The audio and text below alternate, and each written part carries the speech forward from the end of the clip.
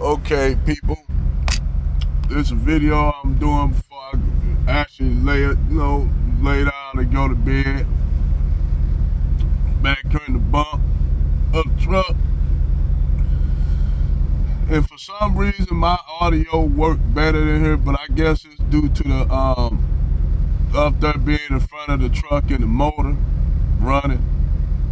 Either way it go, it just works better back here. But I'm gonna break something down. Now, you had a video earlier that's been circulating on YouTube. Crimson talked about it. Sister Crimson talked about it. A few other black channels talked about it, even the Black Diaspora channel. And you had a whole bunch of these brothers, dressed very sophisticated, suits and all that. And, brothers was looking clean. That was clean. Brothers was clean. Now, you would think that you would have black women like basically celebrating these brothers being sophisticated like this. They always saying that, these brothers, they be out here on some bullshit. But you have all these brothers, y'all don't know how many, but it was a lot of them. These brothers was just, in line, lined up, cleaned up, wearing suits. So, apparently, this was a bad image to a lot of these black women.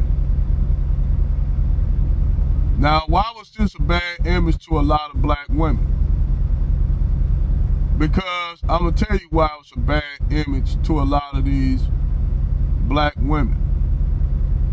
When you had that many brothers that was cleaned up, wearing suits, that one, and a lot of these brothers are very educated guys. There wasn't no fucking thug ass street niggas you see out here on the street robbing and stealing and selling drugs and shit like that, or robbing cars out here shooting. These brothers were actually clean cut. Some of them probably white collar brothers, some of them probably blue collar brothers. But they were all clean, sophisticated GQ brothers. Now, we all know that there's only one image that is promoted in the black male community, and that's either this over sexualized gay Negro that's ultra gay, that's basically running around wearing dresses and talking gay, that over effeminized gay, effeminate ass gay man, that LGBTQ brother, or the super hyper masculine thug ass nigga that's running the street shooting everybody, causing havoc in the black community. But what they don't want you to see is this educated, sophisticated brother in a suit that's clean cut. That's the image that they don't want you to see. And that's the image that that Keisha don't want you to see. And actually, her counterpart, Brad, don't want you to see.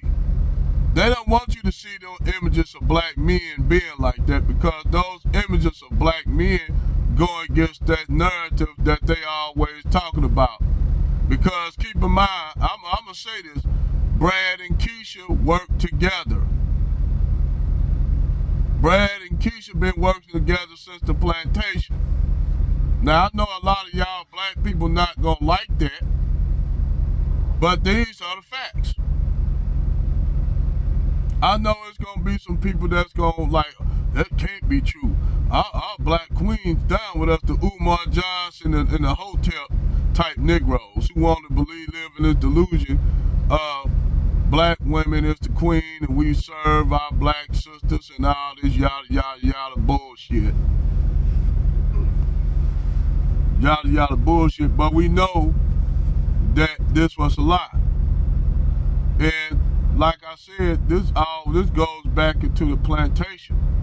Dr. Umar, since you're such a history buff, Dr. Umar, really this is a shot at Umar Johnson too as well. This is absolutely a shot across the bow of his fucking ship. made by a brother who don't got no fucking degrees whatsoever, but a high school diploma and a little bit of military experience and some trades up under my belt. Anyway, but I am a student of history. So you have, during slavery, all the way back from the 1700s, you had, that make you think that black women were being mistreated like the men on the plantation. But you all must understand, it was more men on the plantation doing back-breaking labor than women. Let me say that again. It was more men on them plantations doing more back-breaking labor than women. Most of the time, your women on those plantations were house hens. There'd be maids in the house, or there'd be brood nurses. What's a brood nurse? Well, what happened is, those brood nurses, they were used to be brewed by a special kind of buck that they used to use to try to make these super slaves. Why you think black men excel at sports in the United States? Why you think black people excel at sports in the United States? Because they had a breeding program like a motherfucker with y'all.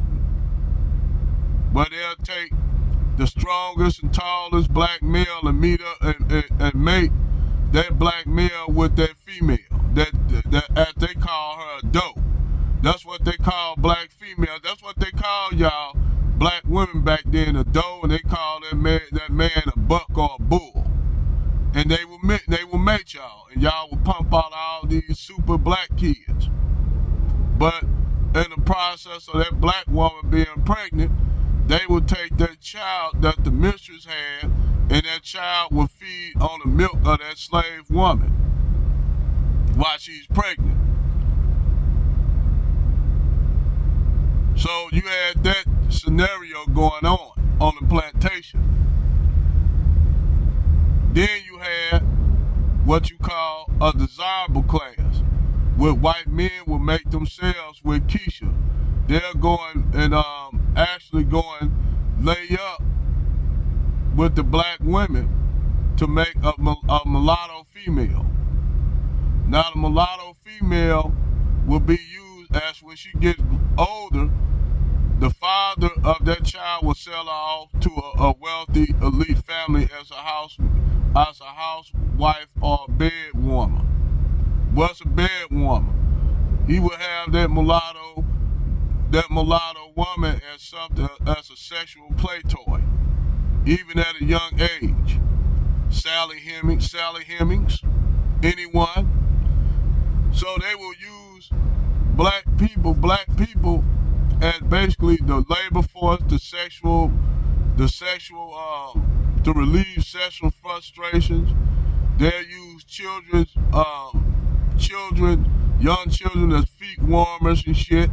It's all kind of sick shit that these white people was doing back in the day.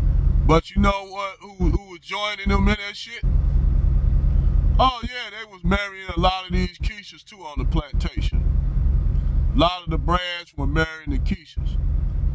And see, a lot of those Keishas were just as cruel as the white mistress and the white master themselves. They were just as cruel and wicked. And this shit lasted all the way to the end of slavery. Like I said, if you go to history, you had a lot of those soldiers, black soldiers, who was fighting for the Confederacy. Charleston White and a lot of these black people that own the Confederate flag, that have pride in that flag, were right. However, you had majority of your poor whites in the South, up in the Appalachians in Kentucky, Virginia, West Virginia, Tennessee, Georgia, Alabama, who are simple, poor, white, trashy people. So they didn't have no jobs because they had Southern black slave labor in the South. These your Confederate white elites who had all the black slaves, so they didn't have no need for the poor white people. So those poor white Southerners, what they do when the war started? Oh, they went to fight for the Union. They went to fight for the Union, y'all. That's what happened. They went to fight for the Union. And the Confederates had their black slaves. And the black slaves, even though they didn't have the South Confederacy, even though they didn't have the military industrial complex to the north, like where they could build ships and weapons, a lot of their ships, weapons, they had to get imported from the French, who were chased out of Louisiana territory when the United States purchased the Louisiana territory. That's why you had all those Creoles in the 1800s and shit moving to Haiti. They were forced to leave Haiti. And then that's where you had your conflict brewing down there in Haiti with the Haitian Revolution, which all of this shit is connected. That's why I don't have no hatred for a lot of Haitians, because actually, to be honest, we more related to the Haitians than anybody. I'm just saying, we more related. If you live in the South, in Louisiana, Arkansas, Texas, Alabama, Georgia, where all my people come from, we actually more related to the Creole people. And that's a whole nother video, because a lot of you dumb niggas think that just because you Creole, you gotta be a light skin with green eyes. Nope, you're wrong. It don't got nothing to do with that shit. I had to tell this one chick that got her channel, I said, y'all got it mixed, y'all got it all fucked up. That's not what being Creole is, because Cajun white people are Creole. And Creole don't got nothing to do with speaking French either. But that's a whole nother video that I'm gonna do. But anyhow, they didn't have the power. The South was kicking their ass because they had their black slaves fighting for their Southern masters. Which you had some black slave masters that had slaves who were descendants of those white slave masters. Yeah, you had them fighting us. You had also, for y'all you Aboriginal niggas running around and talking, I'm an Aborigine. You had slaves fighting for white, indigenous, Native Americans who didn't go on the Trail of Tears. That's why you got all those Aboriginal niggas in the South. Then also you had blacks mixing with them that came over from Africa during Mansa Musa's nephew's Umar Abbas journeys.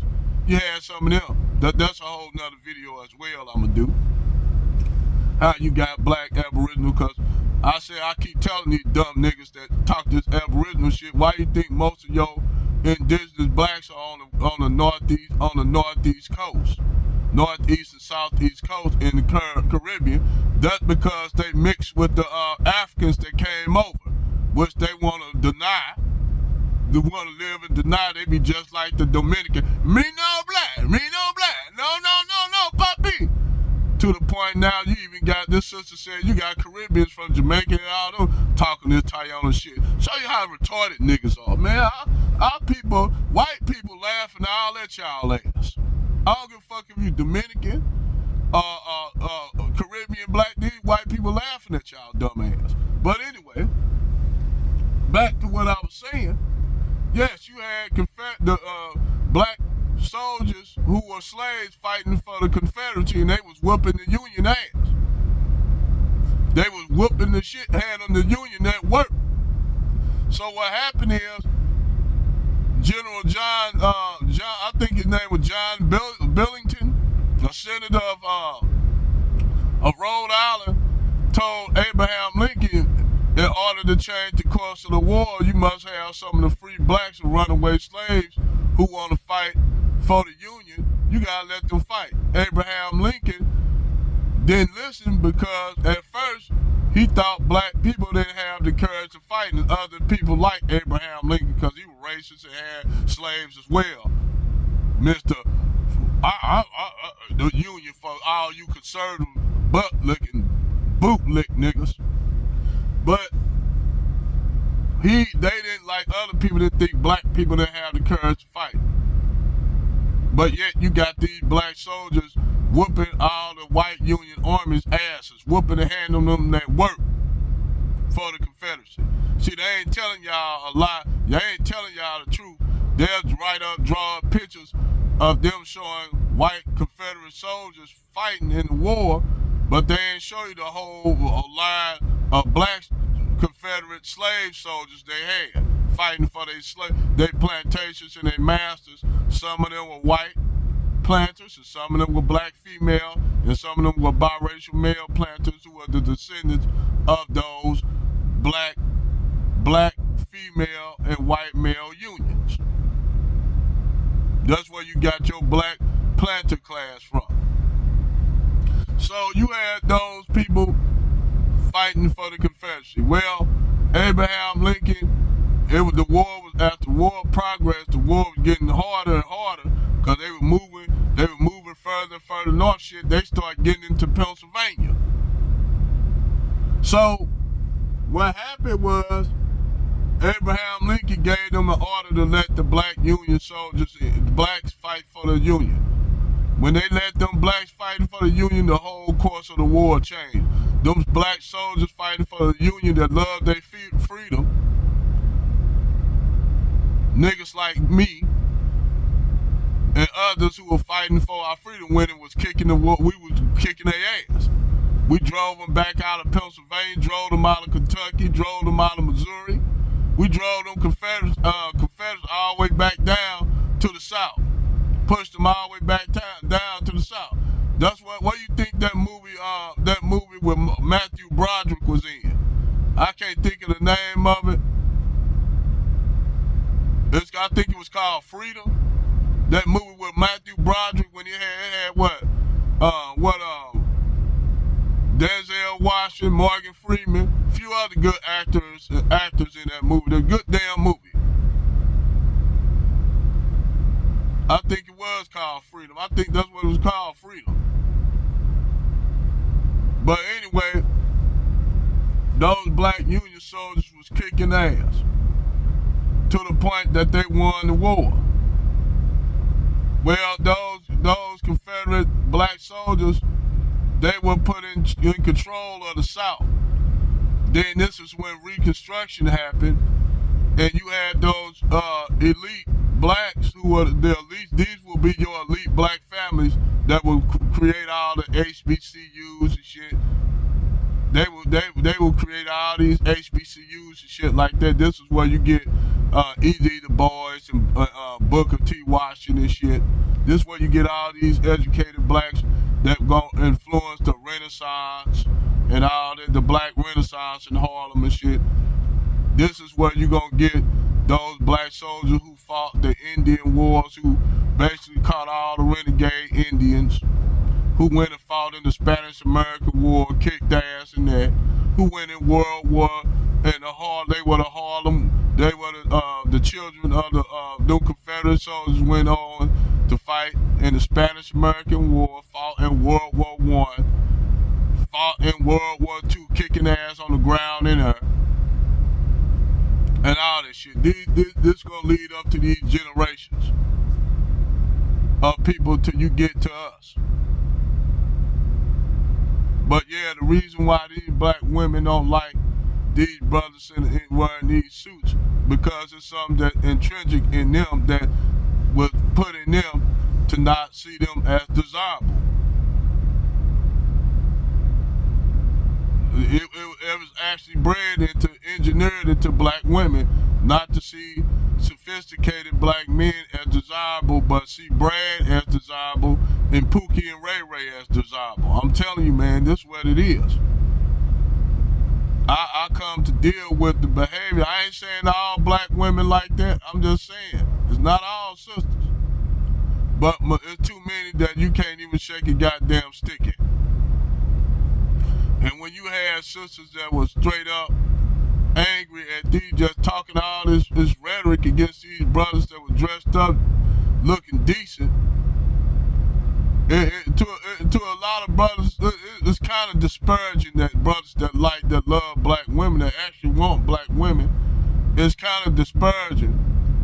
But then that too, a lot of black women don't know. Y'all actually push these brothers to be passport bros.